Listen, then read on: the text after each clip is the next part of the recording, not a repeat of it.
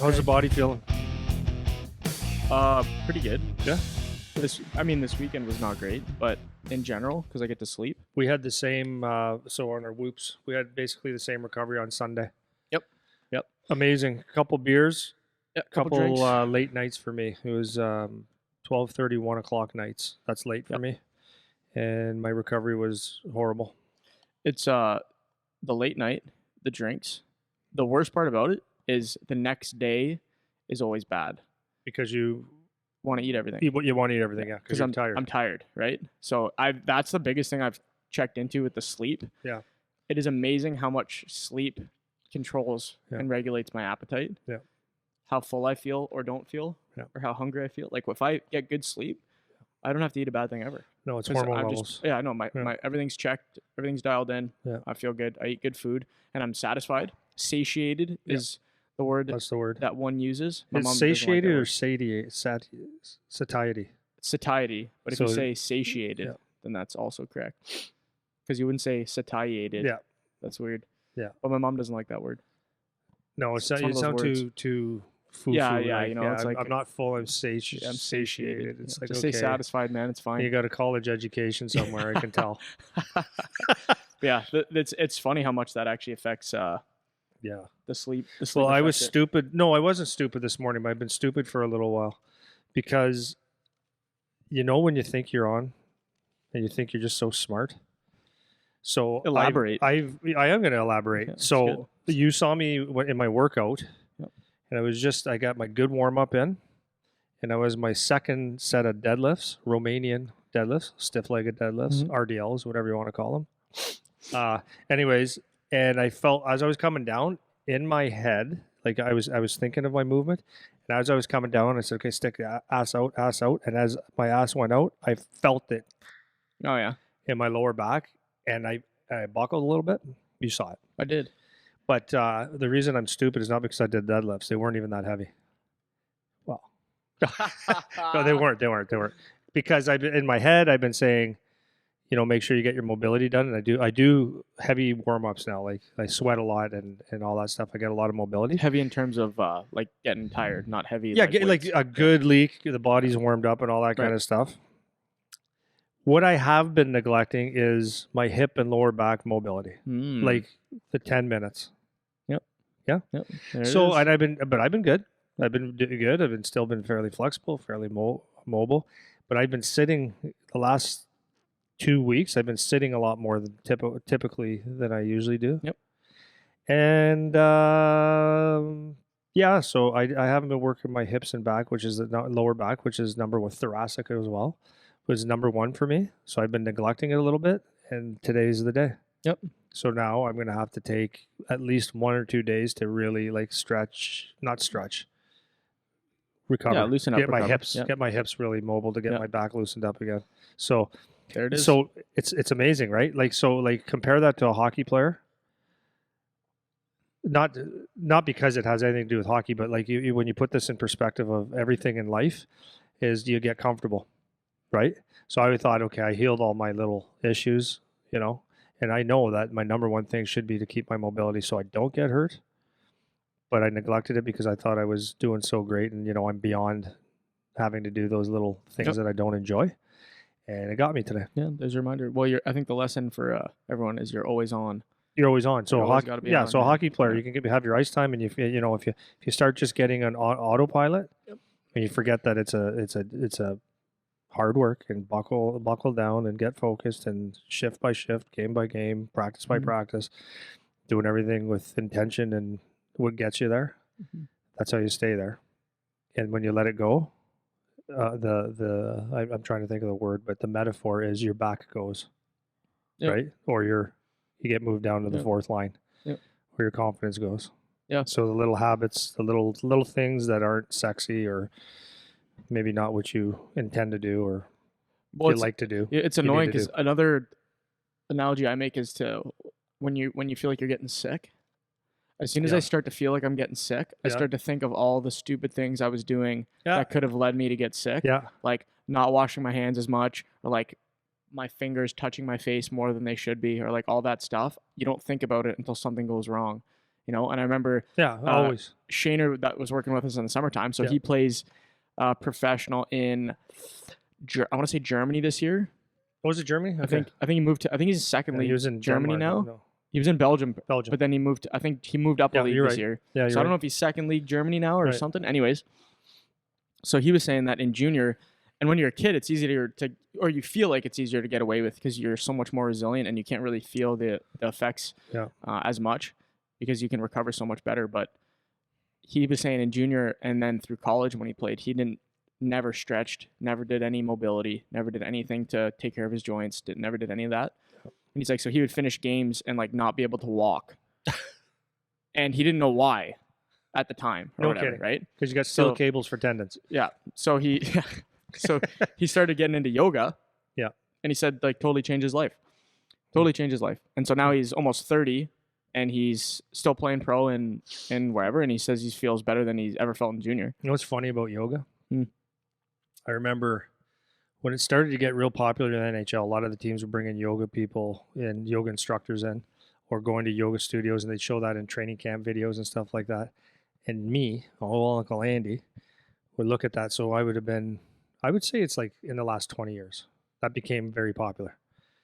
Because I remember the first person I saw was in Montreal was Mike Komisarek. So that would be like almost 20 years ago. And his group of guys, that age guys, were going to it, and there was, oh yeah, it's really good and all that stuff. And I was sitting there going, would you please come on, guys? Like, what is the NHL coming to now? Yeah. We're gonna start doing yoga. Yeah. Like, no one wants to do yoga, like, you know, because I got my manly stuff about yoga. Yeah. And that's how dumb. See, no, that's not how dumb. It's just see how things evolve. Oh yeah. Like yoga would have been like, who's doing yoga?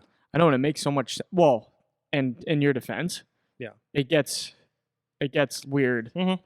You know what I mean? Like you get to the extremes of the yoga, and it's like, okay, now it's like we're talking about using crystals to line up our energy and all this. Yeah, it goes that way too. But for hockey players, like it makes so much, and even like in the program that I have in the season, like the one day when we do our power day closest to the games, I always end with like, I don't call it yoga because I'm not a yoga instructor, right? But it's like a yoga flow type movement, and it's T-spine and hips. That's the focus always, because you get those overuse, the overuse patterns the whole year. Like that's what you're doing. You're putting yourself in the same position over and over and over and over and over. Yeah. So you do some of that stuff, you get to undo, and it makes so much sense to release some of that stuff. And that would have been something nice to do when I was in junior too. I never did any of that ever. Nothing. Just before COVID hit, it was just before COVID hit. So in March, was that 2019? 2020 March was when everything shut down. Really? Oh, okay. 2020, yeah. Okay, so anyway, somewhere in 2019 or close to 2020, I decided that I was going to make a commitment to yoga, but I didn't make a real commitment. But I thought I would, because I think, okay, you know what? I got Thursdays and Tuesday mornings. I can just head over here. It's just around the corner. Take a yoga class. Oh yeah, I remember you saying. So I went to the first one. Yeah, because you were doing a little bit too, right? Yeah. So I went to the first one like real reluctantly, and I went and what a humbling experience. So anybody that does yoga, I was going to say probably more ladies than guys, but that would probably, is that a true statement, you think? Oh yeah. Yeah. Okay. Definitely more popular with women. So sure. They're called bolsters, I think they are. So like if you're doing like a pigeon pose, come on, man, a pigeon, or like you're folding your hips over. Yeah. If you're having a hard time with the flexibility, if you can use a bolster, which raises your the block, knees. Yeah, the block. So you give it a little bit more flexibility. Yeah. So it gives you a little bit more range of motion, makes you feel a little comfortable. Well, she kept bringing out stuff to me. It was like so embarrassing. Yeah. But it was good though. But so I had all these things to hang on to just so I can lean forward and stuff. Yeah. Oh yeah, it was funny. I don't know if that's my story. No, I didn't mean to sound like it was like not a story. Anyways, it was good, but actually, so I did it a couple times, and I actually really enjoyed it. But it was for me getting there, and it's like that. There's so many things. You only have so much time in a day, right? Yeah, but I had time at the time. Yeah, but I didn't want to make time for it. Yeah, exactly. You're gonna prioritize what you like. Like something that I do that with is like meditation. Yeah, because like that was my point. Yeah. Oh, sorry, I didn't mean to cut you off. Go ahead. My point was the one thing that I liked about it, because I started to not meditate. I'm not going to use that word. But I started to learn how to breathe and the importance of breathing. Yep. And what I found was doing yoga really can get you into your breathing. Mm-hmm. And breathing is very, very important Yep. in life. Learning how to breathe. Yeah. I know that sounds ridiculous, but No, it actually is. So anyways, I cut you off about meditation. Well, no, I was gonna say I do the same thing with, because like the yoga stuff, I've never like been like into yoga, but I get into like the like movement flow stuff. I'm pretty consistent with that on off days. Yeah. But the meditating thing, because you hear like, because it's all that. It's all like the mindfulness, staying present, stay in the moment, all those things that we talk about that can be useful. But I've never been able to integrate it as a habit that I've gotten enough value from to keep it there. You know, so like if something's got to go, like if my schedule changes. So I went through a phase.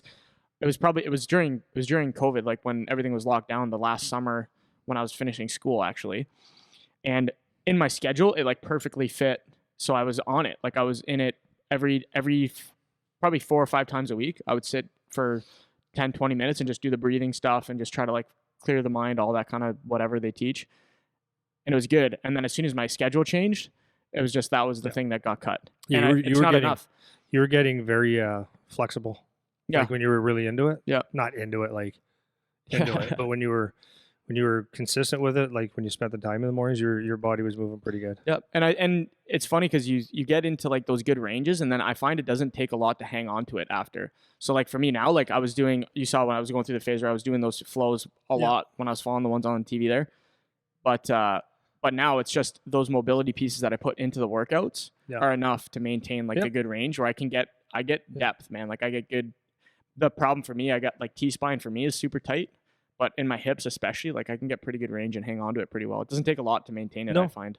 So no, I find that my wife's doing yoga. She's been doing it 2-3 times a week now, and she's really enjoying it. Loves it actually. Yeah, it's nice, man. Yeah, it's a good change of pace. Yeah, especially her job's a little bit stressful, so it lets her breathe and lets her especially be one with the universe and one with herself. You know, that's like you said, sitting all day too, right? Like sitting all day. It's a nice to. Everything's got to get a little weird. Eh? Yeah. You know what I mean? Like even like, okay, so you take the yoga, you take the CrossFit. If you're a CrossFit guy, you're a CrossFit guy. Yeah. Like you live like these. It's just like everything's about CrossFit. We had a guy that worked here, and he was doing some CrossFit, and a couple guys that did CrossFit. Yep. And it was like, guys, do you have anything other than CrossFit in your life? Like that's what they lived and died, breathed it, and it's it's like people get weird with stuff. I think we talked about it because it gets like turns into like a club, right? It's culty, and it's like. What are you doing it for, right? Yeah. So some people don't do it because of the fitness, right? Yeah. Some people do it because of the community, and they get to go with a group of people and be active and buy the cool shoes and wear the brands and all that kind of stuff. Yeah. And that's just, I have like zero. I don't relate to that type of mentality at all, like zero. So, but there's a lot of people. Like I saw recently a girl I went to school with. She started up with CrossFit, and now it's just like everything's CrossFit all the time. She'd be like posting about CrossFit people, all the time. And then another culture out there is like, and kids, you probably don't know what this stuff is. This is more for the adults that listen. Is people get on shakes, like the diet. I was shakes. just gonna bring that up. Like diet stuff. You can pick them. Sorry if I offend any of my friends that are taking it, but you could tell. Like that, because all of a sudden everything changes about them, and a lot of it's good. They're trying to do to make themselves healthier. Yep. But it's like they don't eat, they don't drink, they only have the shakes, and they talk about it, and it's like it's can't last. But anyways, they get into it and they become a member of this, and they follow everything, and it's whatever. It's all good. Well, like there's something to be said about every type of diet. Like all of them work to some degree for some reason, and there's things about them that are good, and it's like that with any yoga, CrossFit. Like there's things about it that are good, but that's then you take those things to the extreme, and like some people like live and die by whatever they're doing, and maybe that's fine. But to me, like because everyone is so individual, like you should, in my opinion at least, you take pieces of things and then figure out how that works for you in your life to make it work. But you get so extreme, and then you're like married to this one way of doing things or whatever. Like I found with like low carb diets, so whether it's like carnivore, keto, like whatever, there's the other thing. People get so culty and weird about it, man. It's like the only way you can eat is low carb. Well, it's funny because because I don't eat a lot of carbohydrates. Like I do though. Like I don't, but I do. I don't because I know that it won't hurt me, but I know I feel better eating more fats. Yeah. Okay. So protein, fats. You too. I know you're the same. Yep. So someone that follows things like if they eat, a lot of times they'll say that, oh, you're on keto. Well, no, I'm not on keto. Oh, caveman? No, not Yeah. caveman. Just Yeah. I'm eating. Yeah. That's all I'm doing. Yeah. I'm eating what works for me. And if I crush a pizza or a couple beers right now, that's what I'm going to do. And if I have an apple or spaghetti tomorrow, I will. But for the most part, I eat meat and veggies and avocados and eggs and a higher fat and higher protein. Yeah. Because my body functions really well on that, and I'm awake and I have energy and I don't feel real full. Whereas if I eat carbohydrates, I feel like I'm fuller. That's all. Like it sticks with me. Yeah, you start to bloat. Yeah. Yeah. And there's no other reason. Yep. And it's not because it's keto. And as soon as someone puts a title on stuff that I do, it's like I quit. Yeah. I'm done. Bye. Yeah. Well, you don't. It's not a good way to be. You don't want to be married to what That's you're not doing. what I am. But people are so quick to think what they're doing works just because they've heard it works. Yeah. You know, like the keto thing's a good example. Like Yeah. I was so last week I was telling you, so my off days right now are Wednesdays, and I'm doing, because I'm testing the off season program right now, they're hard workouts. So my carbs are up now because of those workouts. Mhm. Monday, Tuesday, Thursday, Friday. So Wednesday I was going like a low carb day where I'd be like, typically I'll eat somewhere around like 300 grams of carbs on my training days. Then my off days, it'd be like 100 grams or something. Mhm. Well, now that I'm getting good sleep and like most of the other variables are controlled, I did my low carb day on last Wednesday and I had a shit recovery. Shit recovery, didn't sleep well. And I woke up the next day and was like, what the heck? That's weird. The only thing that was different was I changed my carbs. So it's not just like automatically a good thing. Yeah. And that was based on my Whoop data, right? Yeah. So I changed something up and it was actually worse for me Yeah. for the next day. And I'm going to try it again tomorrow to see if I keep my carbs up, if I feel better going into my Thursday training, right? Well, So speaking of thinking that people think things work. Yeah. So, okay. Of course it's going to work. So if you're someone that has never paid attention, so any diet's going to work. Any diet's going to work. I love this topic. I know you do. I love And where any you're going. workout's going to work. Yeah. Any workout. Yeah. Because if you take somebody who has not paid attention, and this is where, see, the thing is like a lot of university studies or fitness studies, they'll say like 80 out of 100 people got these results and you should do it. Okay.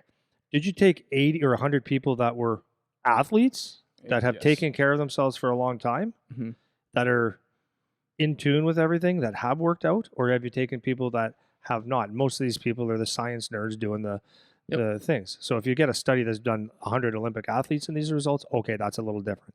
So any diet's going to work. So if you haven't paid attention and you're eating whatever and you're drinking Coke and all these different things, and all of a sudden you go on any diet, well, first thing you're going to do is you're going to just start making a few healthier choices, and most likely cut back a little bit on food. There's nothing about that program that is going to be better than anything else. You've changed something for the positive, so you're going to get some results. It's the same with working out. You know, like if you take, again, those studies, if you take someone that you get results from someone like, what's that fat show? Biggest Loser? Biggest Loser. Yeah. So you can take people that have never done anything, and then all of a sudden you put them in the gym and do something, results are going to be there. So you take someone that their exercise was taking the clicker and going like this and getting up, something like that, and then come back and sit down and watch TV. And I'm being a little extreme, but that's their exercise more or less. Do the dishes. Now you get them to go for a walk. That's not hard exercise. The effects are going to be there. So careful. That's exactly right. As soon as you make, so there's a guy that I like to listen to sometimes. He's a little extreme for me, but he's his name's Paul Saladino. He's a carnivore guy, and he's like hardcore, and he's like got super controversial opinions about nutrition, and like he's an MD and he does all this stuff, but he's like very extreme to having controversial views on things. And he's interesting to listen to just because it's a different perspective, not necessarily because I agree with everything he says. But one of the things he always points to, because when he looks at like all these studies, particularly on like plant-based diets or vegan diets or whatever, he looks at these studies and he says, okay, well, like if you're someone who's participating in a vegan or vegetarian or plant-based study, that means you're somewhat health conscious. Because you're making an intentional choice with your diet on purpose, right? So just that alone speaks to your point where it's like, as opposed to the people that are eating like standard American diet, true, and they have no intention behind anything that they're doing. Yeah. So obviously there's like a healthy user bias is what he calls it in those studies. So for somebody like me, where I try all this kind of stuff all the time, I actually see it's harder for me to get a good result with what I'm using because I'm so dialed in so many ways with respect to fitness and nutrition. Yeah. So if I hop on a keto diet or I hop on a extremely low carb diet or try to do a carnivore diet or whatever, I have a more accurate gauge on how great is the diet because I'm already making all these intentional choices. So does this really have a great effect, or does it just have some effect in certain ways or whatever? And most of the time, that's what I find. There's parts of it that are good and then parts of it that aren't good, depending on what the goal is with my nutrition, right? But so many people, they'll do the first thing they do ever, and then it's like, oh, this is the best thing ever. Like, there's no other way to do it. I have to do this forever all the time. And it's just, that's not reality. That's not the way it works. I find, especially when you talk to people about like vegetarian, vegan stuff, because I'm a person where like I don't subscribe to vegetarian maybe, but vegan, I don't think that's a healthy way to eat. Yeah. But a lot of people that jump into like the vegan thing, it's like they're not used to eating healthy while incorporating like animal products. And just to me, like if you think about just evolution, we evolved eating all this stuff. Yep. So does it make sense that no animal things would be good for you? Well, it doesn't make sense. No, it makes no sense. And then if you flip it the other way, it's the same thing. It's like, does it make sense that you only eat like plants are trying to kill you? Yeah. Plants are trying to kill you because they have phytotoxins. It's like, no, man. Like it's very interesting to listen to though, because people jump in their camps and then that's it, right? Yeah. Sometimes anything for dummies is just plain dumb. Yeah, seriously. Common sense ain't the most common thing. No. Common sense is uncommon. Eating for dummies is dumb. Yeah. I got a whole bunch. So before we get right into the hockey piece, no, this goes into hockey, but not our topic. So today we're going to be talking about, we had you got a note from one of our listeners about OHL versus NCAA, and he had some really nice questions. And I had to trim the fat on it because it was, do you remember his name? I don't want to say his name. Okay. Well, you can say his first name. Is it Bob? Oh, his name's Mike. Okay, Mike. Yeah. There's a lot of Mikes out there. Jeez. Well, I don't know if he would be mad if I say his name. I don't Mike. know. What if he's mad? What if he gets mad? Well, what if there's another Mike? There's a lot of Mikes. It could be this Mike. Yeah. It's Mike. Okay. Mike. Yeah, it's Mike. From... I don't know. I actually don't know where he's from. I don't. Okay. All right. Anyways, maybe he'll message me. Of course, you say Mike because it's the most common name. Yeah, most common name. It was Mike. Okay. So before I go in this, I was on the weekend. I was watching. It's a two nephew story. Okay. So one of my nephews from a year ago. So you know Matt. Yep. So he came over to the house and he goes. So his son is a goalie. He would have been in maybe select 7 or something like that. And he was telling me, he goes, Andy, like hockey starts like now, September, October. And he goes, they're not allowed to play games of any sort until after Christmas. And I'm like, what? He goes, yeah. He goes, you got like, so they asked for a lot of volunteer coaches. Like, so my brother-in-law is 6'5", feet like this, right? Yeah. Canoes. Nose like that too, in case Matt's listening. I always tell him with his schnoz, you could smell the coffee. He goes, oh, coffee smells good in Arabia. So big nose, big feet. Anyways, he goes on this. He goes, and it's like, what do we do as coaches? He goes, there's 7, 6, 5-year-old kids, and all they're supposed to do is skills. Okay, so that's one. And so I looked at him and go, you can't play games? He goes, no. I said, you can't teach them skills either. You can't. Like, thank you. Okay. Separate note. But that'll go into my second piece. So I was out of town this weekend. And I watched another set of nephews. Or they're not nephews. They would be Christine's cousins. Mm-hmm. Doesn't matter. Same thing. Family. Yep. Okay. So and this was a young guy. He was 4 or 5. Okay. Great little guy too. He's just a ball of energy. Yep. So he's on the ice, and I was watching the practice. And I'm not watching critically. Trust me. I just went to go watch, see if he can skate. It was great. So I was watching the practice, and they had 6, 7, 8 coaches out there, and again trying to teach. And one of the stations. Are you ready? One of the stations, you're not allowed to play hockey. One of the stations in the one quadrant of the ice was soccer with nets.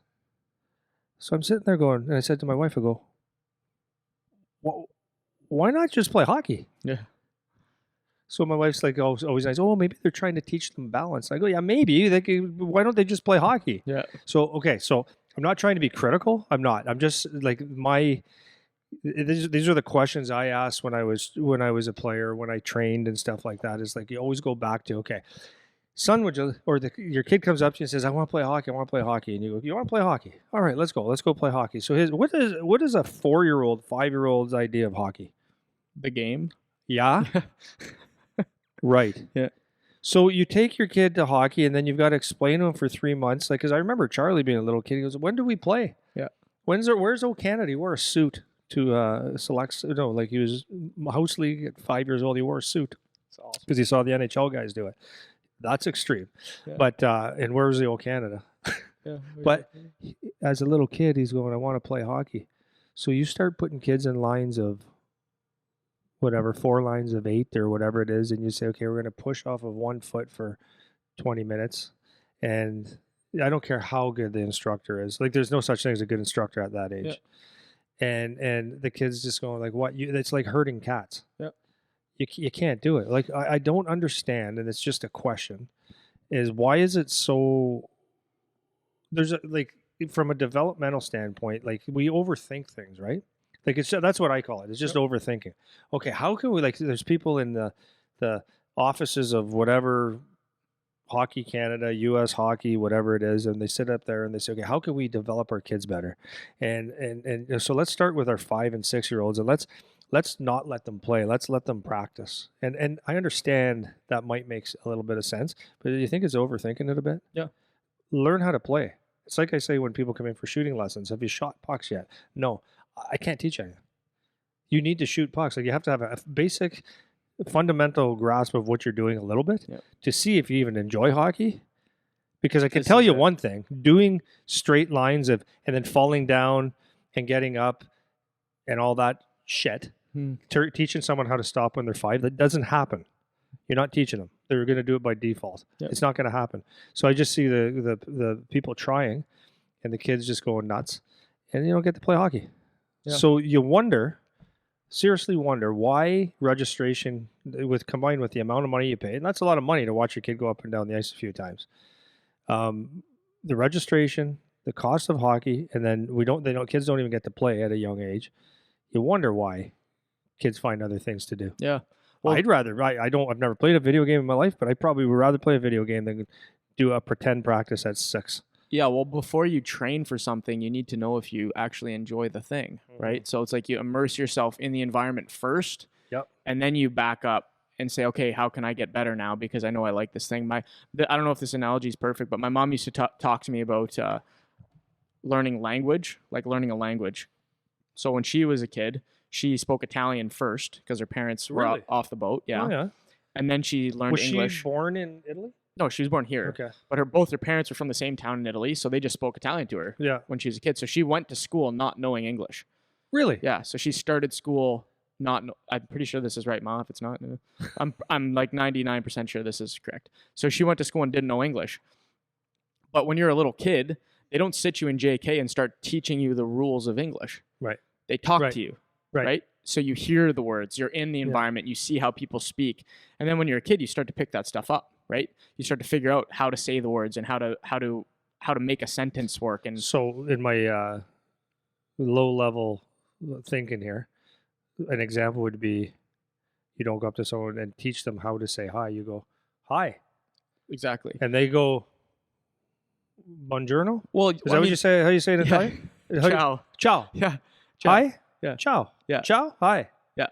Oh, okay. Well, so think with Charlie. When Charlie was a little baby, you didn't sit down and make him write when he was 2. I did. You just spoke to him, and then all of a sudden he started saying words, and then all of a sudden he could put sentences together, and he never wrote yet. He doesn't know how to write. He knows how to talk though, right? So you reverse that back to hockey now. It's like you play the game first, and kids just figure out how to play the game a bit. Yeah. Before they know any of the rules, they figure out how to play, and they can't explain the rules to you.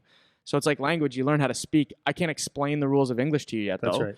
And then we go back and we teach what the rules are, and then where you can get better. And that was my mom. She used to talk because you're forced to take French through school up until like grade 9 or something. And the way that they teach it is opposite. They do, let's teach the language first before we learn how to speak. And it's the same, to your point, talking about hockey. Like, let's teach hockey before we play hockey. And it's like, that's a way to get people not interested in what you're doing. So that's that. So do you want me to tee it up for you? Or do you want to just go through? I'll go through it. Okay. Like, I'll go one question at a time, and maybe you can clean up. Do you want to answer it as we go? No, you can, like, if you want to just like summarize all of it, that's fine. So it's a whole lot of questions. So this was questions we got from someone sent us a message about the topic. Mike. Yeah, Mike. Okay. So it was really long, and I tried to trim the fat. I don't know if I did the best job, but the first thing was just a question: the CHL versus the NCAA route. Yep. Okay. Are there a couple of things developmentally for choosing either path? More so, like for a late bloomer, is there a reason? Okay, does that make sense? Yep. Okay. What can benefit them, or negatively affect them, having to choose one or the other? Right. Okay. What's the good or the bad? Yep. Good. He said, take Charlie, who seems to be mentally and physically ready based on what he's heard in the podcast. Yeah. Yeah, for his age, right? Yeah. Right. So for him moving away and playing at an early age, that was probably good for him. Yep. What about a kid moving away at 18, ready, who's more physically, like for NCAA? Basically, the question is that 18 to 21, they're physically and mentally. Yeah, that's when it happens for them. For them, so that's kind of and he said like a late, maybe possibly a late bloomer. Mm-hmm. And he's thinking like Jonathan Taves, even though he wasn't 18 when he did it, or maybe he was. No, he wasn't. And then, so this person, Mike, went to college for baseball at 18. He said that he felt much more. He felt his approach to the gym and the game was much different than it would have been at 16. Yeah. He was saying he felt like more mature about his outlook on how to train and how to do things. And these are issues. These are real things. Yeah, for sure. These are great questions. And why does the hockey world do this? And that's a really interesting question. It's not really the hockey world, but it's. But why does the hockey world do this? Because, that is a question. I still ask that, and I don't like the answer. Is why does there have to be a choice at 16? You either make a life-altering decision at 16 or, Mm-hmm. And then he said kids in the States lose eligibility if they choose the CHL. Yeah. So I just left it at those. Well, and that's not just kids in the state. That's anyone. Right. If anyone plays CHL, then their eligibility is gone. Because a lot of kids in Canada get Division I scholarships too, actually, right? So okay. So I'm going to start this off with it was a real recent story. So one of Charlie's buds. I'm not going to say his name. I'll be very careful because I really liked him. Actually, I don't know him, but I really liked him as a hockey player. Anyways, he was just telling Charlie 2 weeks ago. He said like the COVID thing has really messed this up. He goes because I had a lot of at 16 or 17. When he was getting drafted, or he was drafted, and he had a lot of colleges speaking to him, and there was a college in I think it was Clarkson that he was more or less going to take, Clarkson University. So he goes, and then this one team offered him a spot to sign him. So now he's 17 years old. He's got the OHL, he's got the colleges, and he's thinking, you know what? I'm going to take the OHL. So he told Charlie, he goes, if I would have known the COVID thing, because it took away a year of his OHL, so really you'd only have about 2 years left. But that's not a NCAA OHL decision. That was just a COVID decision. Yeah. If he would have known, he would have went to Clarkson. So what happened was, as Charlie told me, I said, wow, interesting. And I liked him as a player. I didn't love him as a player, but I saw some really good stuff there, and whatever. Anyways, he got released from the OHL, I think this week. So it's gone. So there it is. Yeah. That's like the extreme of the extreme. Yeah. And it's no fault of his. Right. And there's the good and the bad. And we'll go into that in the question. Yeah. So like if you look at it, let's do it this way. Most people, I can guarantee if I said, choose one right now for your son. University of Michigan or Windsor Spitfires? They say, well, college all day. That's what everyone would say. 100%. For sure. Yeah. It's a no-brainer, right? So my question would be, how do you know you're going to get it? So like for this player that I was just talking about, did he peak at 17? Were they offering? Was he going to get that scholarship and stay there? Was he going to get a full scholarship? Was he going to get a half scholarship? Was he going to get a quarter scholarship? Do you still once he got the scholarship, does he get a 4-year, or does he still have to perform and earn that scholarship every year? I know the answer. Was it so? And in our case with Charlie, and I would say this to a lot of people, is if you have the OHL or college, is you have to look at what is the best fit for you. Like that's the bottom line. But for the way I look at it is that hockey player that we just talked about, he still got 2 years of university paid for regardless, or maybe 3. Because there's 2 ways that you get scholarships in the OHL. You play 1 game, get 4 years, and every year that you're playing in the league. So if you happen to go in your if you end up in at 18 or 17 and you're graduated from high school, the team already automatically starts paying for your college or university, whatever you take. Okay, and I forgot where I was going with that, but anyways, so you've got two. You're saying 2 ways to get the scholarship. Yeah, and then the other way would be you get a scholarship. You play 1 game. In 2020, you get 1 year of university. You play the next year, you play a game, you get another year. So if you play 4 or 5 years, you get 5 years of school, and there's no looking back. So that's good. Mm-hmm. So the answer is not quite as clear as, well, of course you're going to take the University of Michigan. It's just not that clear. Yep. So anyways, they're great questions. So like you can see how it becomes real. Before I go into anything about which one's better and which one's worse, I just wrote down a couple things. Mm-hmm. I did this in a newsletter a couple years ago. The first thing you have to understand is like people so easily just flies off the tip of their tongue. Like, well, all I want for my kid is to get their education paid for through hockey. And it's like saying it that nonchalantly, casually, it means that you don't have any clue what you're talking about.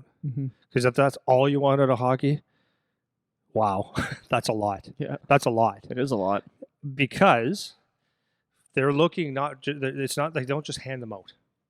You don't just get on an OHL team. You don't just get to go to a university and they pay for your education. You have to be really, really good, and just like the boy I was talking about, you have to maintain the excellence to play at the level that you were chose to play for. If it slips or if you're very replaceable, I guess is the way to say it. And you know what? I don't know the kid. I felt horrible for him, but it is what it is. It's the game of hockey. It's the business side of hockey, and you could say it's not fair, but it is, because you have to perform every day. That's the message I tell my son. That's the message I tell to every kid that I train. Yeah, I want to just throw on Sure. that one because I remember going through it, and I was in a position where I got my school paid for. Yep. And in Canada too, which is not very but it was a lot more complicated than how it is for a U.S. scholarship, where it's just here you're really good, here's your money. It was like I had to maintain an average. I got some money for hockey, the hockey part, and I got some other scholarships too. Yeah. Because of the combination of academics and athletics, and I had to work for that. Yep. It wasn't just here you go. And the biggest piece from what you just said there was like it's the maintain part, especially when you're going to get a scholarship. Like it's hard in the OHL for sure. Like you have to do whatever, but a lot of times for guys that unless you're going to play at like whatever Big Ten school or whatever it is, and they just say here's your full ride for 4 years, here you go. A lot of times there's like stipulations on it, like you have to maintain this average, or you have to keep your eligibility in this way, or whatever the case is. And like you look at like a Clarkson, which is an Ivy League school, they don't give athletic scholarships. I didn't realize that. Yeah, so that means that unless the rules have changed, which I don't think they have. No, I didn't realize Clarkson was one of those schools. I didn't know that. I think Clarkson's an Ivy. You're Maybe, probably right. If I'm wrong, well, I'll double check it right now. Doesn't matter. But regardless, for Ivy League schools, which whether or not Clarkson is one of them, they have to give you academic scholarship, which means that you have to maintain whatever the average is that is set by your scholarship or set by the school or whatever, right? So if you don't do that, then you lose your scholarship. Yeah. So it's not just getting it, it's also the maintaining piece of it, right? So I just wanted to highlight that point. No, it's before you huge. go on. It's huge.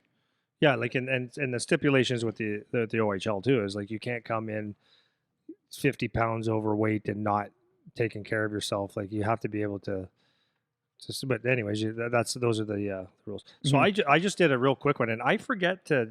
Can you just check how many NCAA schools there are, like Division One? Sure. I don't think Clarkson is a Ivy League school, by the way. I so didn't just think check, so, check but me on that. I thought it was, but it's not. yeah. What was your question again? How many? How many NCAA hockey teams? I think there's 30 or 50. And what I did is I just took two random colleges, and I took two random, well, not two, two OHL teams. Mm-hmm. What I did is, like, when people say, I'm just going to get a scholarship, they got to be real good. So right now, when I checked this morning, Wisconsin, and I took Wisconsin and Michigan, and Wisconsin has 28 players on their team.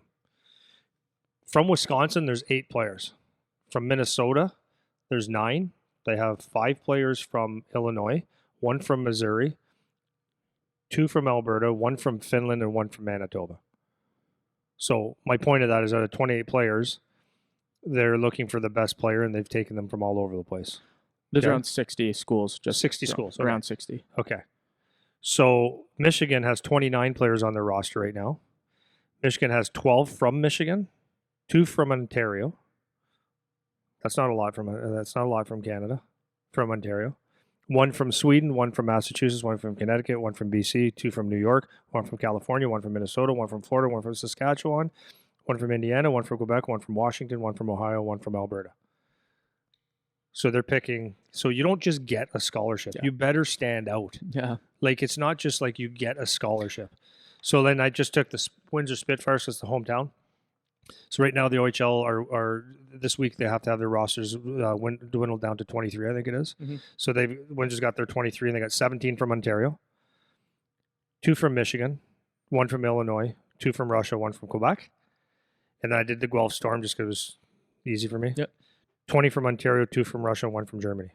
Now, 2 of the guys from Ontario are actually from Russia, but they lived in Toronto long enough. So anyways, now what you have to remember, out of those teams, those 30 guys, or those 23 guys per team, is that it's not just 17-year-olds.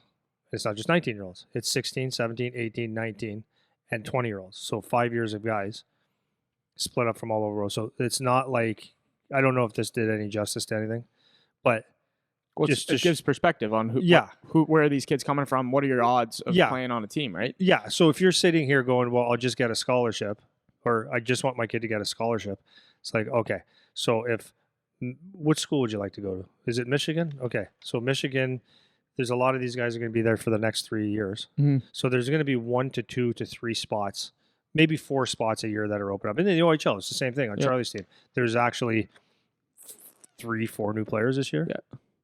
And to the school point, they only have 18 scholarships to give out. That's right. 18 full scholarships. So they can split that up. They have to split them, right? So if you think, of the 23 kids on the roster, 24 kids on the roster, whatever, they have 18 full. So that means some of those kids can't be getting full scholarships, which means, so if you think you're just going to get a scholarship, okay, you're more likely to get a not full scholarship because schools are dividing up their rosters. And are you going to be that kid that's good enough to get a full ride to Penn State? Like, I don't know, right? And this is what I'm saying. And by the numbers there, they got 1 kid per let's take the 10 best hockey states and provinces. They got 1 or 2 kids from each of those. Are you going to be 1 or 2, number 1 or number 2 in the province? Or if you get that by the 60 teams that are out there, are you one of the top 60 in your province or in your state?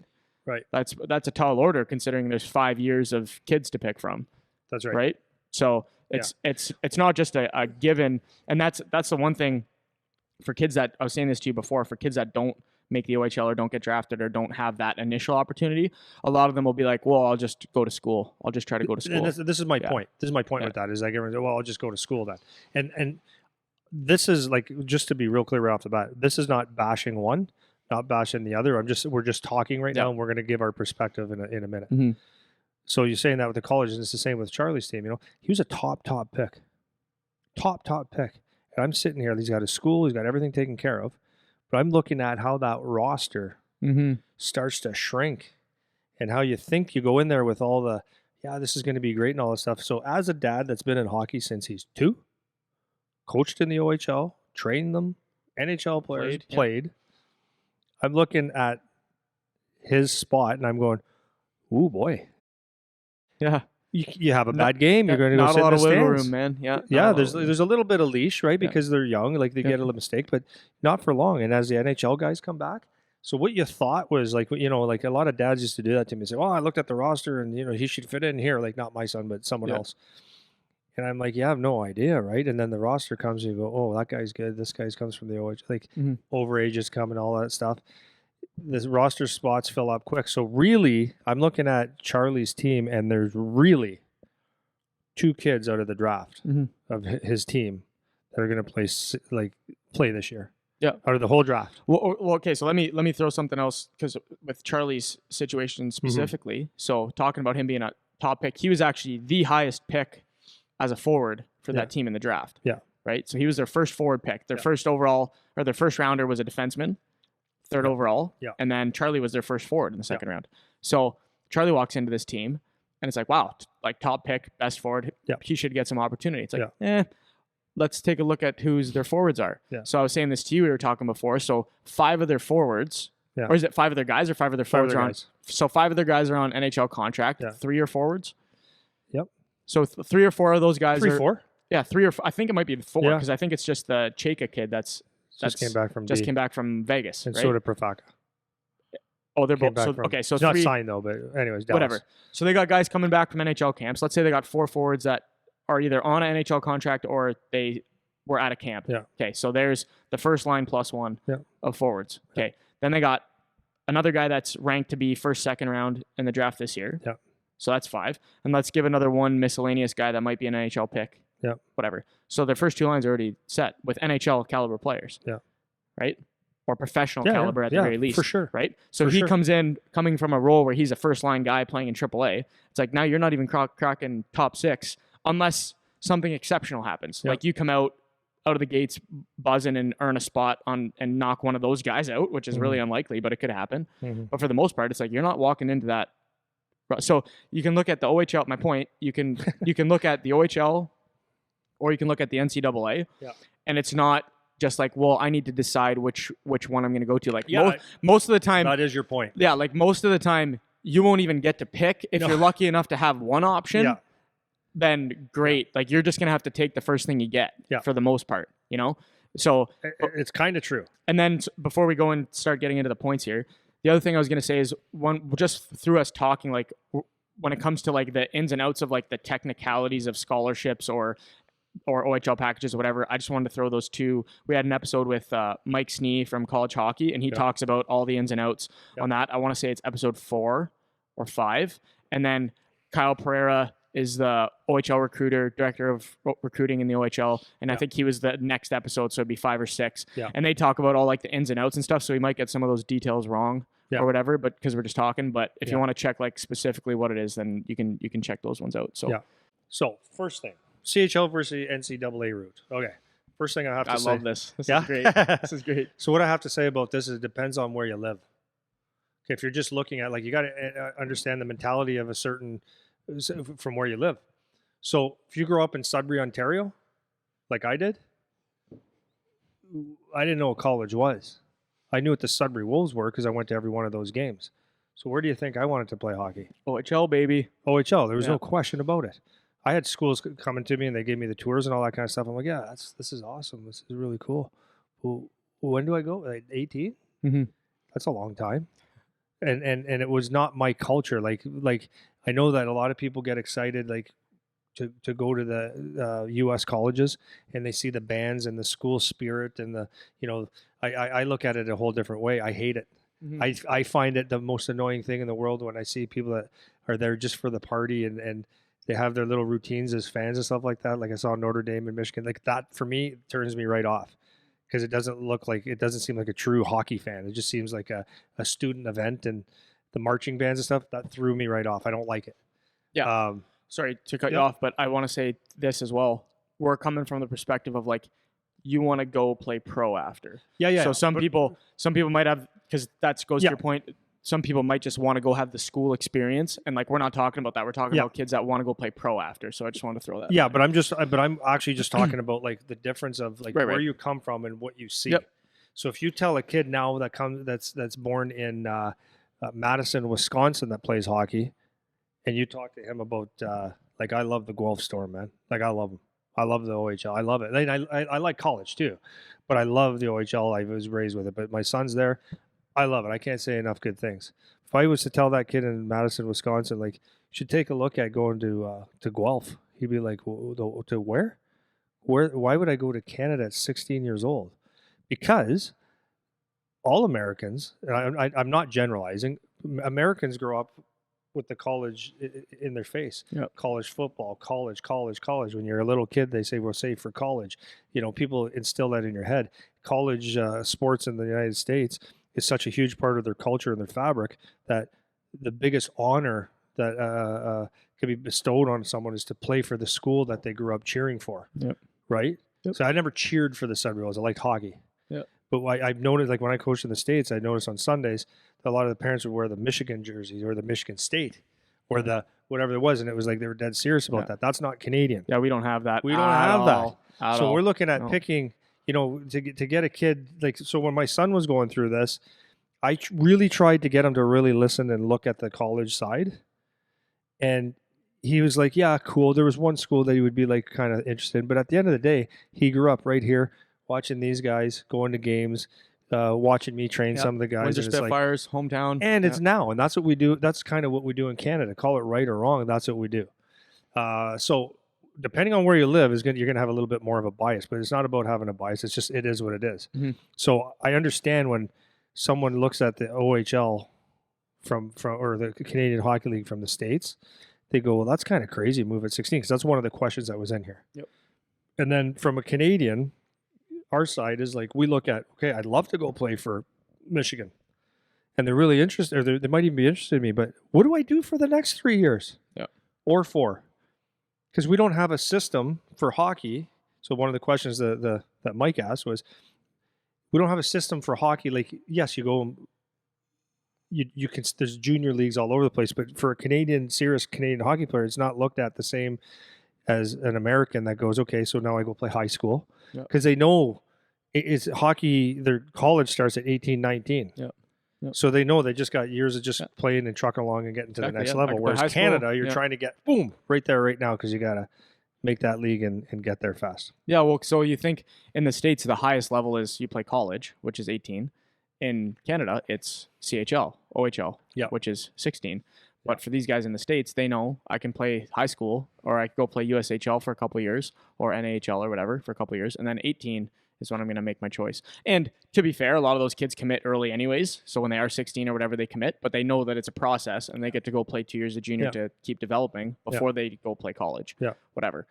And then you flip that to in Canada, and it's like that process happens at 16. So it's like you're playing AAA, 16, and you're not picking where you go. You're not presented with options. You're drafted to go.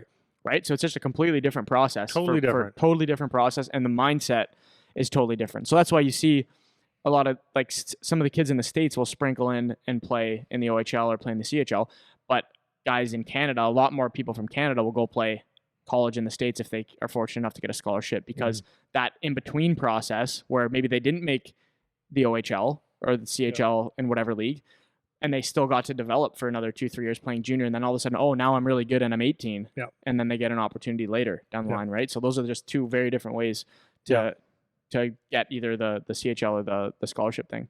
Yeah. He asked if there's a couple of things developmentally, choosing which one would be better for people, and more so for a late bloomer. Okay, wait, sorry. So before you go to that, I don't know if you want to touch on it in this point, or if you want to touch on it in the one before. So basically, when talking about that first point, like NCAA versus OHL, do you want to talk about maybe like the mindset of the kid, like in trying? Let's say it is a kid that gets to pick, right? Let's say you're good enough where you get to choose. Do I want to pursue this or that? Do you want to talk a little bit about who is better suited? To take which path? Because I know I have a few thoughts on that, but why don't you start? Well, can I talk about my kid? Yep. I'll talk about me and my kid. Yep. So when I was going through it, I couldn't give two rips about school. Yep. You talk to me about school, you lost me already. I'm gone. Talk to me about hockey, you got me all day. So that was not an issue. And to wait, like when I was a good player at 15, 16, like really, really good. I want it now because I think I'm going to play in the NHL. What was the worst thing that happened to me? I had 4 years of school paid for. It was a done deal. 4 years. So I got what every parent dreamed of. Yep. Okay. My son's going through it. We had good conversations. He's a good hockey player now. He feels like he can step in and contribute. He's got 3 years before his NHL draft because he's a late birthday. So he's got 3 years to develop into the player he wants. No matter what happens, he's got 4 years of school paid for. It's a done deal. Bad deal? Good deal. It's a great deal. It's done. So the worst thing that could happen, he gets 4 years of school paid for. So when people make the argument, well, NCAA, at least you get your education. So you do so in the OHL too. The other thing about this is something I don't think a lot of people consider. And it's not bad. It's not bad, but it's just something that people don't consider. How many kids know what they want to do to go to school at 17, 18? Zero. Probably not. You probably don't have a clue where you change majors, okay? Number two is, does education have to be a doctorate in freaking engineering?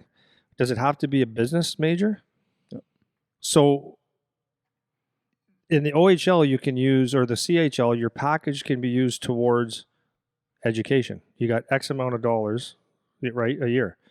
So if you want to be a fireman, take the fireman course, should that be frowned upon?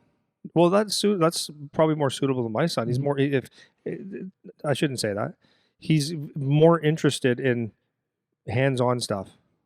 Like trade stuff, yeah. Yeah, maybe. But like it seems that way. He also says he wants to be a GM one day. Yeah. He's a bright kid. Yeah. But so like right now at 18, is it more beneficial for him, like if he was not to go to, not to play in the National Hockey League or to get a pro contract, he wouldn't want to go to, no, I shouldn't say that. There's a good chance that he doesn't want to spend 4 years in an MBA program or that's how it seems right now. Program. Like now, it seems like that wouldn't be what he wants. And a lot of kids could so you could take a real estate course. You could use that education for any type of a trade, fireman, real estate. You can use that education towards anything you want, which is kind of cool too. Yeah. So, and that would have been the thing with me is if I would have had, okay, you get to go to Lake Superior State, I'd be like, okay, and take what? Yeah. But take what? Honestly, take what? Yeah. I don't know. Yeah. So is the education worth anything? Yeah, it's not forcing you to go to that you have to go to university after. Right. Yeah.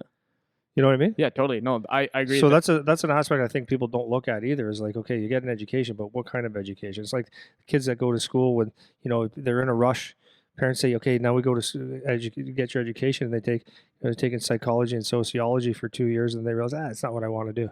Or teacher. Yep. And there's more teachers than you shake a stick at. They can't even get a job. Right? Yep. So is it worth it? Is it a good education? I don't know. Yeah, no, I agree. And then on that point, like this is exactly what I want to talk about. So you have the one kid where he's never, not that, and I'm not saying this about Charlie specifically, but a kid that isn't super interested in education in general for whatever reason. Not that it's good or bad, but just this kid isn't really taking to the academic setting very well. So is it really smart for that kid to try to pursue Division I scholarship? Probably not, because they have to go and maintain an average and focus on school, and that is a component. Now, how serious do they have to take it when they're there? There's the conversation you can have about that. Like, sure. Yeah. But bottom line is, it is something they still have to pay attention to and focus on, right? Mm-hmm. So regardless of how low the bar is that they have to maintain or whatever, the idea is you're going there to take school seriously as well as hockey. Yeah. So if you're a kid that doesn't want to take school seriously, you're not really interested in that type of education, like you're saying, then is that a great path for you to take? Probably not. Yeah. Conversely, if you have a kid who's really takes to school and he's effortlessly doing well, and like, so I was a kid like that, where I didn't have to really apply myself very much, and I always got great grades, always. And so for me, if I'm going to take an option between school and the OHL, it's like, well, based on how I'm playing right now, I'm not ready at 15, 16 to go to that. So there's one factor. Yeah. Second thing is, okay, do I want to try to jump into the OHL at 17 or 18? Because I could still try to do that. Yep. Or is this school thing just coming really easy to me and I enjoy it? Because now it might be worth going to get a really, really high quality education, because it's not going to be something I hate the whole time I'm there. I might actually like that. And so for me, I was a kid that really liked that process. I liked being in the routine every day. I liked being in the study routine. I liked having to go to practice and workouts and all that structure to focus on both things. That was something that I liked. And I would have liked that more than the OHL route, because when I played my last year of junior, there was a lot of nothing time, right? So you go to your practice, you go to your workout, and then for the rest of the day, what do you do when you're out of high school, right? Because you still have 2 years out of high school that you'd be in the OHL. Yep.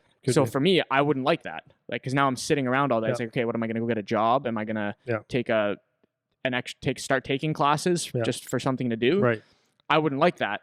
Whereas some other kids, when they're not as interested in that, maybe they would like that. You know. So those are the two mindsets that you should consider. So the first thing you said was based on where you live. That will determine maybe what your interest level is in one versus the other. It'll influence you a little bit because of the culture you were raised in. Exactly. And then the second thing, I think, and that's probably the most important in deciding which route you want to go down, because both are great for a variety of reasons, but which one is actually better suited to the type of person that you are, or better suited to the type of kid that you are, right? So we have a couple, just right, that comes to my mind from Charlie's team last year, good hockey players, right? So and okay, they all take school very, very seriously. They like school. Dad's a doctor, physician, engineers on the other side. But they take school very seriously. They do their homework all the time, and they take it very, very seriously. And for them, marinating the next 2 years, doing the hockey thing right, that's probably going to be a really good fit for them to try to get a scholarship. And if they do things right for the next couple of years, it's going to be great.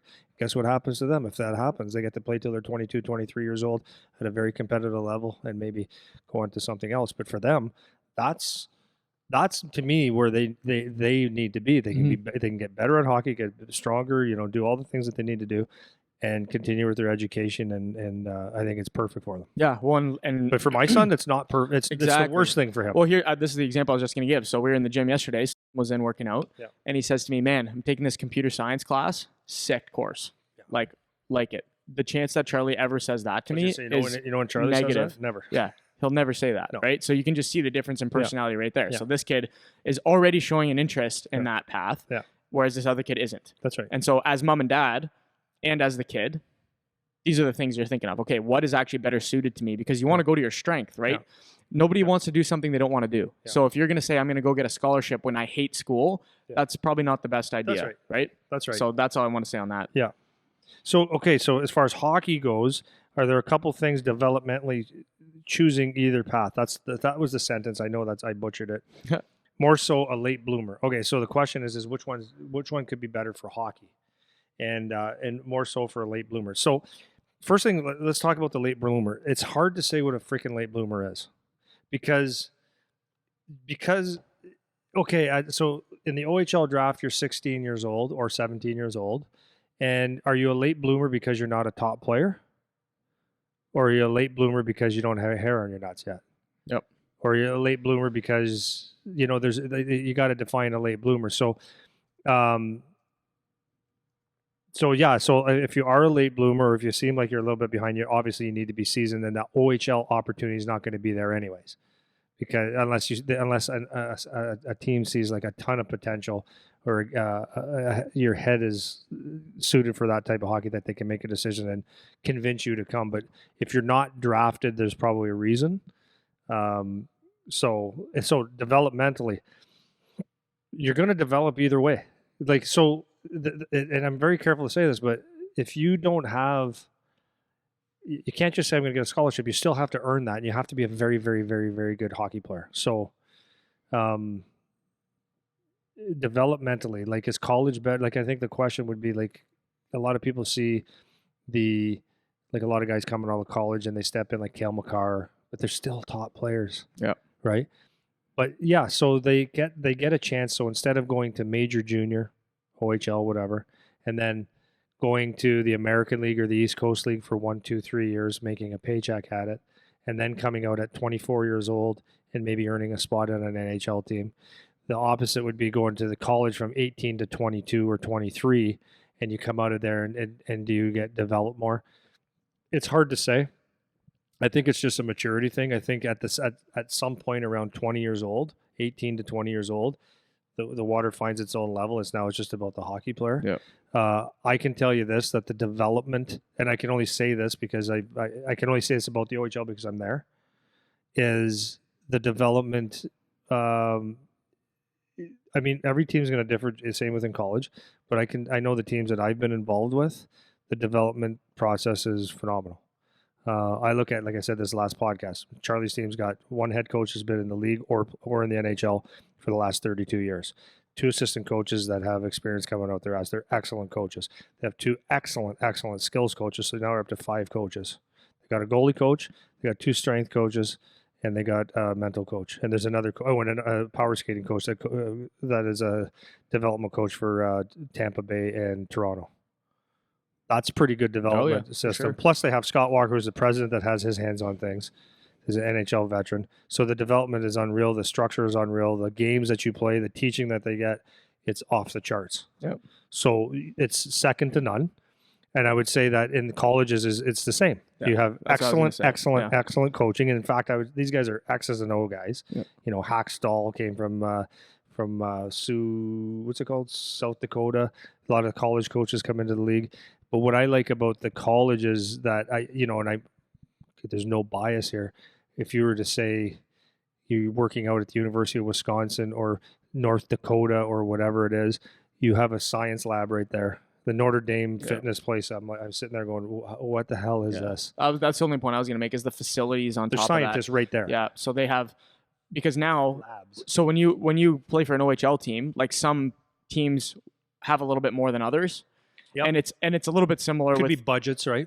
And it's a little bit similar with the universities, but for the most part, because it's a university, they have all sports teams there. Yeah. So even if the hockey team isn't like the biggest draw at the school, you have access to the same gym that the football team is there for, or is using or whatever. Yeah. So there's a little bit more to offer in terms of like that extra development stuff at college. Of course, the OHL, they have super, super top programs. But then on the flip side of that, it's like when you play in the OHL, it's like it's hockey here.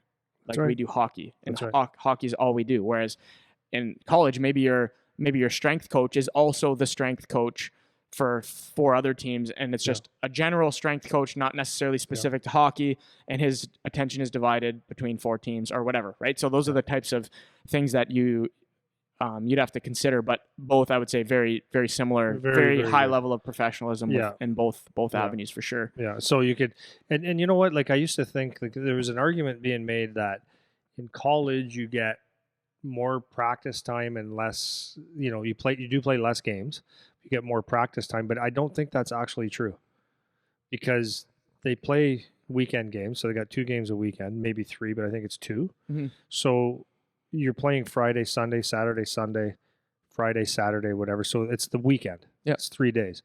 The OHL, for the most part, is Friday, Saturday, Sunday league. Yeah. Well, you practice for 4 or 5 days a week. Yeah. It would be similar, but you do play a lot more games. But you play more games, but you don't practice less. No. You don't practice less. Yeah, I'd say you're on the ice probably the same amount. Yeah, but like you don't practice. Like, so the OHL, the CHL, you don't practice less than than college. Yeah. But what I would say that, and they work out, like Charlie's routine is they're lifting 3-4 times a week. Yep. After the game the other night, he had to work out. Yep. That's pretty interesting. Yep. But I would say that if you had a budget, that if you wanted to be impressed by like the stuff, then if you walk into a university or NCAA team, the dressing rooms and all that stuff are like off the charts, like off the charts. Yeah. I don't like it. Like it's too much for me. Mm-hmm. It's too much carpet and too much fancy stuff. I like the walls that we have here, concrete. Mm-hmm.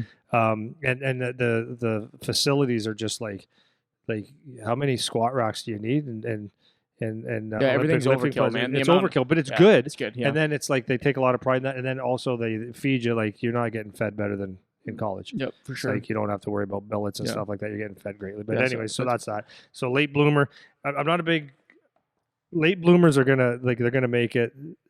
If you're actually a late bloomer and you can't crack an OHL, CHL team, or when you get to 18, 19 is maybe I've got something here, then you're just blooming on time for for colleges. So I don't think there's a real such thing as a late bloomer. Mike Sneap was the one that said it best from college hockey. It's like it's a misapplication of the term because most kids are good when they're 18, 19, 20. Yeah. 21, 22, not when they're 16. So we don't call the good 16-year-olds early bloomers. You know what I mean? So it's like, yeah, that's right. That's right. Yeah. So what can benefit them or negatively affect them having to choose? Do you have anything? Well, like I said before, most kids aren't going to be in the position where they get to choose. That's right. Right? Like it takes a very, very, very, very, very good hockey player to be able to pick which route I want to go. Confidently pick. Yeah, and I think most of the kids that will have that choice where they get to pick would be kids from the States. Because in Canada, if you get drafted, there's no choice. You're just going to that team and trying out. You're not necessarily picking. So if you in Canada, if you get drafted when you're 16, you're going to camp for 2 years. So you're not making that choice until you're 18 anyways, because if you don't make it after your second season, then you're just going to try to go to school after that. Okay, so just to qualify, there are guys that get drafted, like Adam Fantilli, first round last year to Saginaw. He's choosing to go to college. Right. Obviously, there's exceptions to the rule. rule. I just want to make sure, because someone will say, nah, I know a guy. For sure. Definitely there's exceptions to the rule, but generally speaking, most Canadians, they get drafted early, they're going. So if you get drafted in Canada, 16, you go to camp for 2 years. And then if you get cut both years, then your choice is basically over. You're probably not going to get another crack at the OHL. You're probably going to try to go to school after that, right? Yeah. Whereas if you're a kid from the States, you have a little bit more leeway to pick now because there's a lot more schools over there. You're already in the States. You're already in that environment. You were probably planning on that anyways. Yeah. If you get an opportunity from an OHL team, then maybe you're like, okay, well, now I actually have to think about this. But for the most part, like I said to start, you're not going to be in a position where you're picking because most kids aren't that good, right? So if you find yourself in the position where you get to pick, then you're probably good enough where it doesn't actually matter too much. It's probably just go wherever the best deal is for you, basically. Yeah. So where are you going to play all the regular hockey things we talk about? Where are you going to play the most? Where are you going to develop the best? Who has the best development program? Who has the best facilities? So if you're talking about a D1 school that doesn't have a ton of money and always finishes in the toilet every year versus a really high quality OHL program, that's a pretty easy choice. And vice versa. If it's an OHL team that doesn't have the best reputation or doesn't have the best development program, and then you have a choice to go to Michigan State, then it's like, well, I feel like that's an easier choice. I don't really think there's a whole lot to that point because if you're a kid that gets to pick, then it probably doesn't matter too much. You're probably getting a pretty high quality offer. Yeah. So, but like, what's the benefit? Well, to me, if it works out for you, it works out. But negatively, how can it affect you? Is that if you do choose the wrong way? And what I mean by that is that if you think you have an opportunity, let's just say with Charlie that I said, you know what, Guelph, thanks for drafting him, but we're going to keep our options open for the next couple of years. Yeah. And Charlie over this year doesn't commit himself, or he thinks he's good, or he's tapped out. And 18 comes along and the colleges aren't knocking on the door. That's negative. And then the only other thing the other way I look at it would be like if you did choose to sign someone, and like I was telling you about the one kid, and it just didn't work out for he just obviously couldn't play at that level, and he got 2 years of school paid for anyways, so that would be the only negative. But maybe he gave up a 4-year scholarship, but how the hell would he know? And that's what I was gonna say is like you can always look back and say, well, if I would have done this, it would have been different, whatever. But you have to make a decision, the best decision you can with the information you have at the time you're making the decision. Yeah. So it's tough to look back. But I would say it's what I said before. It's relatively equal either way. So the next one was someone that is. He said, like, my son seems to be mature and physically ready, moving away at an early age, versus NCAA kid moving away at 18, ready to physically and mentally explode at 18 to 21. Yep. Jonathan Toews. So Jonathan Toews is a good example of what we were just talking about. Jonathan Toews is Jonathan Toews. North Dakota had nothing to do with him being Jonathan Toews. Yeah. He could have played for, the Interkip. It's okay. The Interkip Rebels. Yeah. And he would have played in the NHL because he's just that good. So it wasn't. He had a choice to do whatever he wanted at 18. Moving away, listen, to be a hockey player, you have to be. Oh, by the way, my son, I would consider him mature, more ready than most people would ever be. Is he physically ready? Kinda. He's still a little boy. Yeah. He's only 15. Mm-hmm. So he's got a long way to go. So at 18, he's going to be a hell of a lot more physically ready. Yeah. And I would assume more mature. Well, let me throw a couple on that. So Jonathan Taves, there's an example, right? Like, so this is what I laugh at when people and Mike, I'm not picking on you for asking the question. I'm just saying. So when people use extreme examples, like guys that are the best of the best of the best, yeah, like they're usually the exception, not the rule. So if you're going to compare yourself to Patrick Kane or Jonathan Taves or Connor McDavid or whoever else, Jack, you want to compare to those guys? It's like, okay, it's almost certain you're not one of those guys, right? So when you're asking these questions, like these guys never had to make a choice. That's right. These guys were just given the best of the best offer off the hop, and they didn't have to think about one thing. Yeah. It's like, Jonathan Taves, here's your full ride to North Dakota. It's like, that's not a hard decision to make. Yeah. You know? And he's only there for 1 year. You know what I mean? Connor McDavid, like, you're going to the NHL. Like, you're the underage first overall pick, and you scored however many goals your first season. Yeah. You know what I mean? So it's like, these are guys that don't have to make these decisions. That's right. So they're not the best examples when we're talking about this. It's those in-between guys, like those, and that's the majority of guys. Yeah. Right? So that's more who we're talking about. So that's the first thing. And then talking about Charlie, physically, when we say Charlie was ready, that's not really the best way of saying it. Charlie was probably the most ready you could be as a 15, 16-year-old. That isn't to say he's ready, because the guys that are ready are the 18, 19-year-olds that have matured into their body a little bit more. Yeah. So I want to just qualify that one a little bit as well. Yeah. Yeah. But you're definitely at 18, 21, you're going to be more ready. I always made the argument, and it's not going to change, so it's a moot point.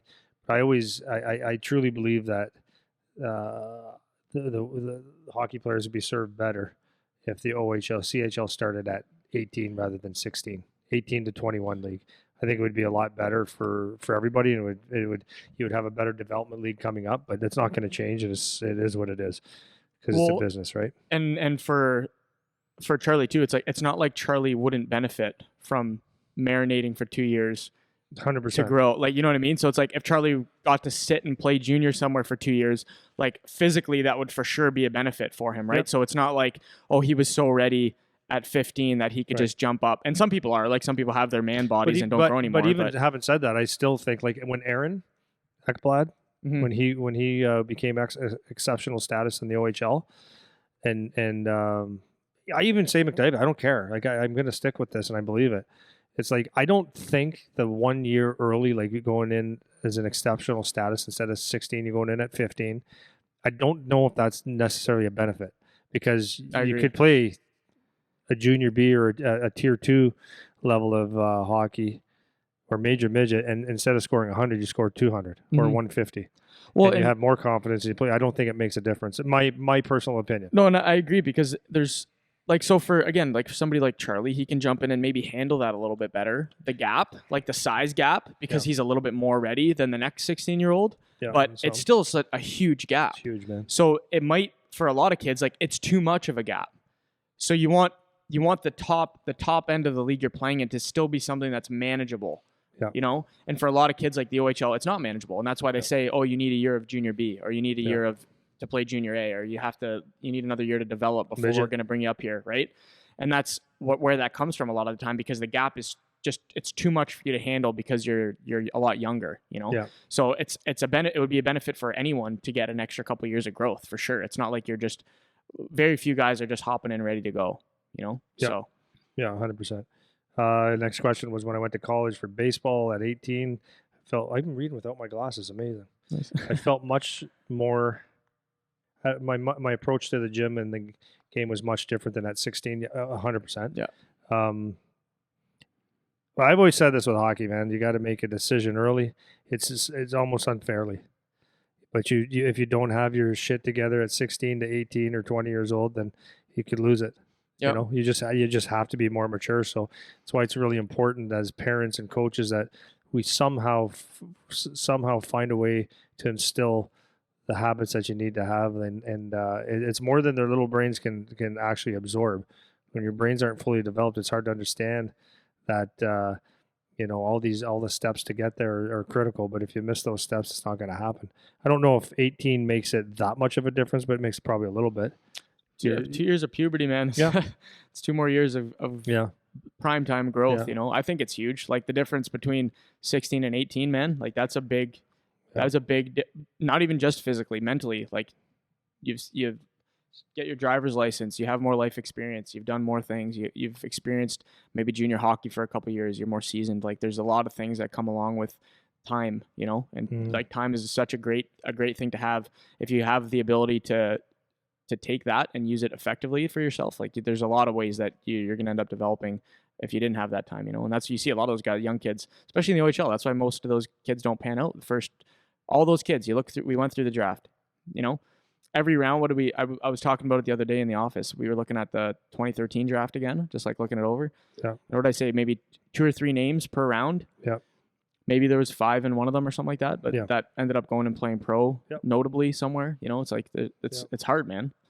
So hard. Yeah, I don't know how to beat that one up anymore. Yep. Okay, so this is the magic question. Why does the hockey world do this? Mm-hmm. Like the kids and the second part of that was kids in the States lose eligibility if they choose to go to the CHL. So the answer to that question is both do. Yeah. So it's the question that I've been asking for years. Why does the colleges deem anyone that played Canadian Hockey League ineligible for a scholarship is because they consider them professionals. So they make a little bit of money. I don't understand it. But so if we're looking at it from the American side, like so from Mike's side, he's looking at it, goes like, why do they have to choose? Why do you guys have to do that? Why does hockey do that? It's actually not hockey. It's the college's rule. And they just deem that the CHL is you're a professional and you can't play, which puts the burden on players. You know, I would love to see players be able to do both. I don't understand why they can't. I have no idea why, but it's not hockey's fault. It's just the NCAA way of doing things. And junior hockey was around long before NCAA hockey was. So it's just the way hockey's evolved in Canada. Canada was more or less the breeding ground at first. It was and probably still has a big part of the breeding ground for NHL players and stuff like that. So, and again, we look at hockey in Canada. People grew up in the junior system, so that's the number one thing that we look at. So you lose your eligibility. Yeah, so it's a weird thing. I don't understand it, but it is what it is, right? Yeah, and I think it's probably just something to keep the competition, you know, between the two, because they're really. I still don't get it. But it's like if you're 16 years old and if you played 16 and 17 in the OHL and then get let go or something, like why can you not go play Division 1 after that? Like I don't really understand what it is, but maybe it's just a competition thing. Like, but I don't know. This goes back to where you come from though, right? Yeah. So so Mike looking at this going, this is like, it's so complicated. Why would you do that? So again, you come back, and if you're raised in any city in the United States, you're looking at college, that's where you go. Yep. So every other sport in the States goes that way, right? You go, they're breeding, like it's almost like a minor league system is college. Mm-hmm. For football, for baseball, for everything. You go to whatever, you go to high school, you go to college, you go to pro or Olympics and all that stuff. That's the route to get there. And hockey's the only one that's different. So when you're an American looking at the Canadians, you must think like, what they're backwards. Just our sport's different. The way we grew up was different. Yeah. We don't have the colleges the way that you guys do. The junior is the development leagues. Yeah. That's the only thing. Yeah, for sure.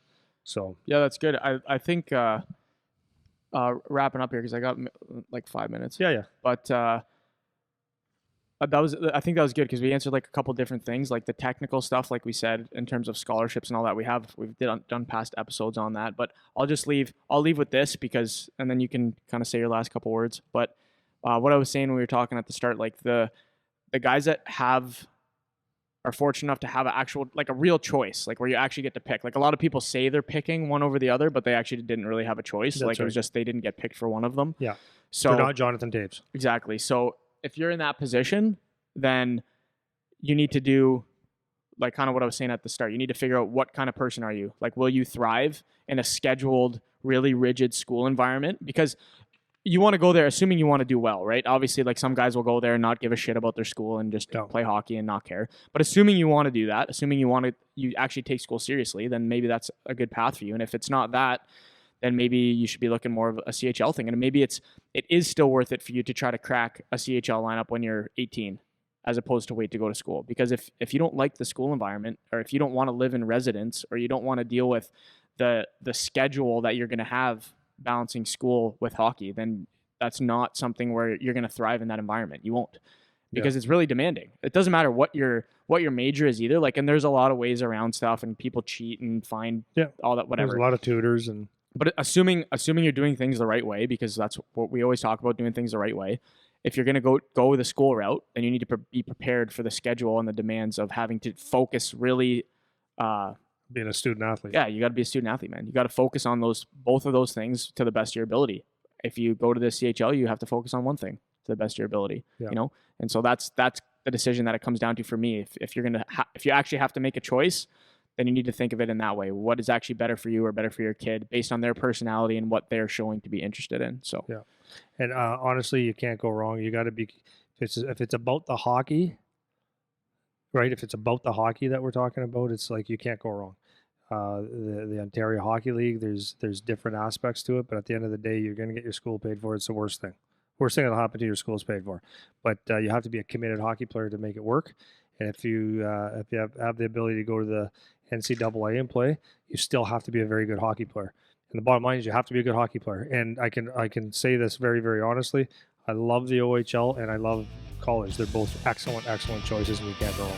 Yep, absolutely. Cool. Well, if anybody's got any follow-up on this, because I know it's a hot topic, send us some questions, and we'll maybe do another episode later on.